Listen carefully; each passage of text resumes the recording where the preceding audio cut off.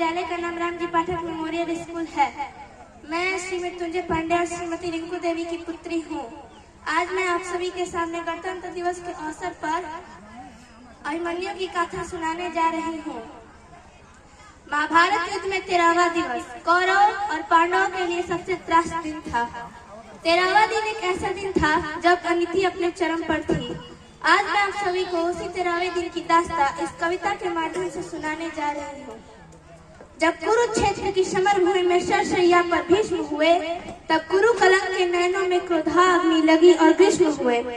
गुरुदेव बनेंगे सेनापति अचाल चली थी शकुनी ने, जिसमें फंसकर सब जूझ रहे वो जाल बुना था शकुनी ने। इस बार चली थी चाल अजब जिसमें ना कोई संधि हो, गुरुवर द्वारा वो ज्येष्ठ बाण समर भूमि में बंदी हो। फिर पांडव सेना में गुरुवर ने ऐसा तांडव नृत्य किया, सब समर्पण से पार दिए कुछ ऐसा चित्र विचित्र किया। सेना की यह दशा देख अर्जुन को क्रोध अपार हुआ, बज उठा कृष्ण का 5 जन्म, फिर गांडीव का टंकार हुआ। कौरव सेना के होश उड़े जब गुरुवर का रथ चूर हुआ, जो सोचा था वह विफल हुआ, सब सपना चकनाचूर हुआ। फिर कहा द्रोण ने दुर्योधन से, मैं इससे पार न पा सकता, अर्जुन के रहते धर्मराज को बंदी नहीं बना सकता। फिर कहा त्रिकतों ने मिलकर, हम प्राण प्राण लड़ाएंगे, हम अर्जुन को ललकारेंगे और दूर तलक ले जाएंगे।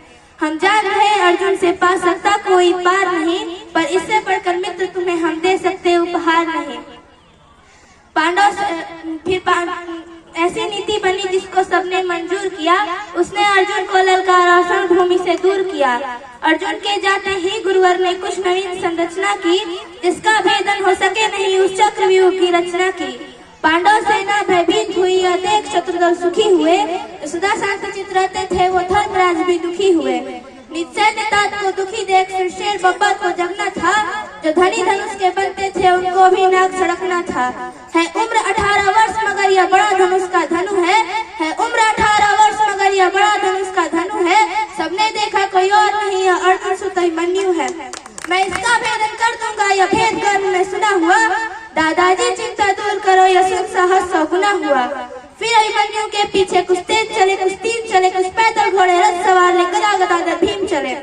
अभिमन्यु को न रोक सका वो द्वार तीसरे पार हुआ, पर आज द्वार पर जय प्रेम था, चारों भाई लाचार हुए। अभिमन्यु ने मुड़कर देखा, पीछे न कोई अपना था, पर विचलित तनिक न होते वीर साही उसका सपना था।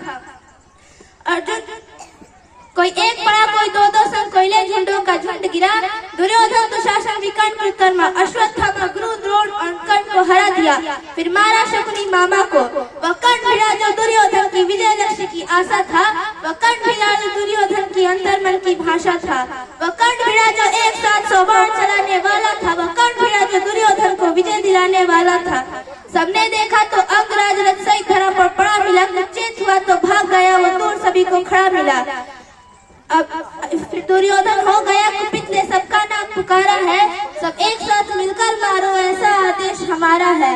फिर एक साथ मिल गए साथियों ने ऐसा काम किया, रथ तोड़ा सारथी को मारा, घोड़े का काम तमाम किया।